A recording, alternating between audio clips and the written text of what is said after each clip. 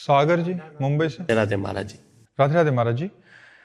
महाराज जी, ग्रस्त संसारी मनुष्य के जीवन में जनक महाराज जी जैसे निर्मोही स्थिति कैसे और कब बनती है? देखो, पहली बात तो जनक जी कोई कर्म बंधन से युक्त मनुष्य साधना करके ज्ञान को प्राप्त हुआ हो, ऐसे वो नहीं है। वो ज्ञान मूर्ति ही है, वो विदेह राज है। विदेह ही नहीं, विदेह राज है। और सियाजू के पिता हैं। जितनी विद्याएं हैं, जितनी शक्तियां हैं, वो सब सियाजू से ही प्रकट हुई है। भगवान श्री राम जी ही अपने श्रीमुख से मनु जी को बोल रहे हैं, आदि शक्ति जेहि जग उपजाया, सो अवतरी मोरिया माया। जिसने समस्त जगत को उपजाया है वो आदि शक्ति। ये तो जिनके यहाँ समस्त विद्याओं का स्वरूप, समस्त शक्तियों का स्वरूप अंशी अंश है, सब स्वयं सियाजू प्रकट हो रही, वो मनुष्य तो है नहीं। और जिनके शिष्य श्री सुखदेव जी जैसे परमहंस हैं, वो कोई साधना से सिद्ध हुए ज्ञानी पुरुष नहीं है। साधना की और सिद्ध ज्ञानी हो गए, वो ऐसे नहीं है। वो ज्ञान का स्वरूप है। श्री सुखदेव जी जैसे परमहंस जिनको गुरु रूप में वर्ण किया, वो ज्ञान मूर्ति है, केवलम ज्ञान मूर्ति। वो ब्रह्मानंदम परम सुखदम केवलम ज्ञान मूर्तिम द्वंद्वातीतम गगन सदसम तत्वमस्यादि लक्ष्यम एकम नित्यम विमल अचलम सर्वधि साक्षिभूतम भावातीतम त्रिगुण रहितम सदगुरुम तम नमामि। ऐसे सदगुरु स्वरूप से जनक जी महाराज हैं। तो हम जनक जी जैसी स्थिति तो प्राप्त नहीं कर सकते, क्योंकि वो ज्ञान मूर्ति है, केवलम ज्ञान मूर्ति। हम पांच भौतिक शरीर से साधना करेंगे, सूक्ष्म शरीर को पवित्र करेंगे, कारण शरीर को पवित्र करेंगे, फिर निर्लेप होकर अपने स्वरूप में स्थित हो जाएंगे। लेकिन उसकी भी भूमिकाएं हैं। आप कितना निर्लेप हो रहे हैं। इस कोटि का महापुरुष विदेह राज कहे गए। उनके चेला की महिमा देख ले। 16 वर्ष की अवस्था है, दिगंबर है और ब्रह्मबोध संपन्न है। तो हमें क्या करना है? हमें जनक जी से कृपा प्राप्त करनी है और उनसे प्रार्थना करनी है कि हमें ऐसा ज्ञान हो जाए कि मैं अपने शरीर और शरीर संबंधी भोग और शरीर संबंधी रिश्ते नातेदारों से निर्लिप्त रहूं। इतना ही हमें प्रसाद मिल जाए। निर्लिप्त होकर या तो भगवान की भक्ति करें या आत्मस्वरूप के ज्ञान में स्थित हो जाए। हम जनक जैसे, हम मीरा जैसे, हम प्रहलाद जैसे। 5 वर्ष के बालक प्रहलाद जी, कितनी ऊंची स्थिति है। तो ये जन्मजात सिद्ध महापुरुष है। अब जैसे सनकादि जैसे हम बन जाएं, हम नारद जी जैसे, ये जन्मजात सिद्ध पुरुष है। हम कर्म बंधन से युक्त हैं। साधना के द्वारा कृपा हो गुरुजनों की तो कर्म बंधन से मुक्त हो जाएं, बस इतनी बात है। इनके जैसे तो ये तो सृष्टि के उदाहरण हैं। अरे जी, वैसी स्थिति एक जीव जो जीव दशा से प्रकट हुआ उसकी नहीं आ सकती ऐसी दशा? भगवान कृपा करें तो दुर्लभ नहीं है, क्योंकि सब स्थितियां मनुष्य के लिए लेकिन बहुत कठिन है, बहुत कठिन है। जो भगवान ने कर दिखाया वो मनुष्य कर पावे असंभव है।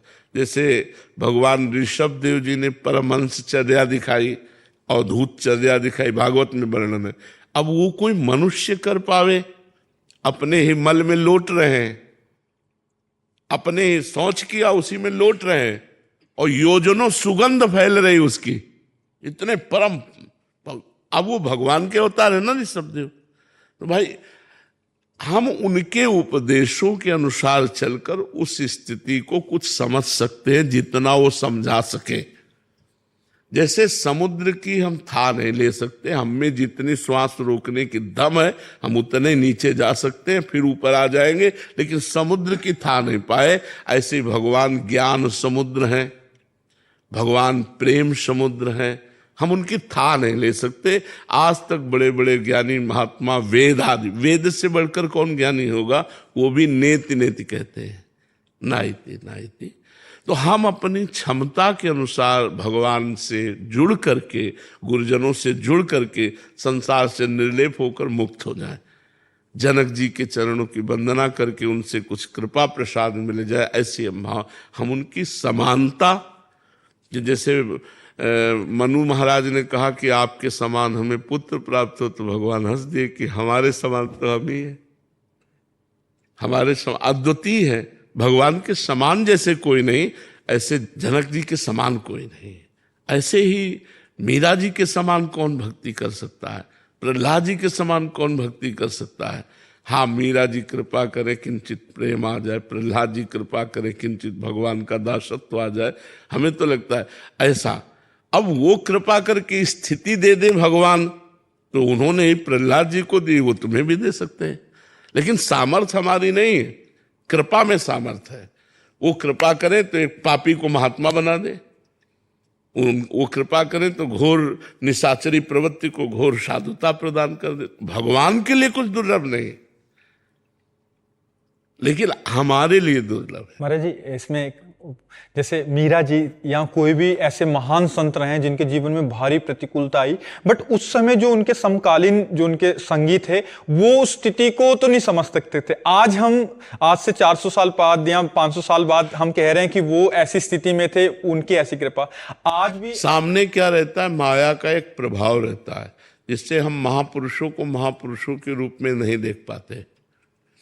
जब वो पधार जाते हैं, उनकी जीवनी, उनकी महिमा सुनते, तब कहते हैं वो महापुरुष थे, और बड़ी श्रद्धा होती, बड़ा भाव रहता है। लेकिन जब वो सामने रहते हैं तो माया मतलब ऐसी कुछ लीला करती रहती है, जिससे ये नहीं लग पाता कि ये साक्षात भगवत स्वरूप हैं, ये महापुरुष हैं। रहे तो बहुत बड़े बड़े महापुरुष हैं। आपके एक सत्संग में सुना था कि जैसी स्थितियां हम सुनते हैं, इससे भी उच्च कोटि की स्थितियों वाले महापुरुष अभी भी विद्यमान हैं, अभी भी धरा पे हैं, बट हम देख नहीं पा रहे उनको। तो महाराज जी, उससे ऊपर की स्थितियां या वैसी आंतरिक स्थिति जो प्रभु में इतना तादात्म्य हो, तो उस समय वर्तमान में क्या होता है कि भगवान की माया का ऐसा प्रभाव रहता है, धूल पड़ी रहती है, हम समझ। और जब जीवनी पढ़ते तब अरे तो इतनी उच्च कोटि के महापुरुष, वो जब पधार जाते, अंतर ध्यान हो जाते हैं, तब हम उनको समझ पाते हैं, और तब वो हमारे हाथ से निकल गए होते हैं। अच्छा, जो सामने होते हैं तो हमारी जो बौद्धिक स्तर है वो ये स्वीकार ही नहीं कर पाता कि ये इस कोटि के हैं। बौद्धिक स्तर ने स्वीकार कर, माया है ना, माया का प्रकृति की तो बुद्धि है ना, उस अगर स्वीकार कर ले साक्षात पर ब्रह्म तस्मै श्री गुरुवे नमः, मेरे पर ब्रह्म परमात्मा मेरे गुरुदेव के रूप में आए, काम हो गया उस शिष्य का। उसकी साधना तो कदम कदम पे बढ़ती चली जाएगी, पर स्वीकृति नहीं हो पाती। वर्तमान में स्वीकृति नहीं हो, बहुत साधक या संत, लेकिन ये साक्षात भगवान है। गुरु ब्रह्मा गुरु विष्णु गुरुदेव महेश्वरा, गुरु साक्षात पर ब्रह्म। अगर ऐसी दृष्टि हो जाए तो उस शिष्य की साधना कहाँ पहुंच जाएगी, बहुत उच्च कोटि की साधना हो जाएगी। तो ऐसे ही महापुरुष जब रहते हैं तो प्रगट में वैसा भाव नहीं रहता। जब अंतर ध्यान हो जाते हैं तब वो माया का पर्दा हटता है कि अरे यार, हमने कितनी बड़ी निधि थे हम खो दिए, कितनी बड़ी निधि थी हम जान ही नहीं पाए। तो ये बात होती है।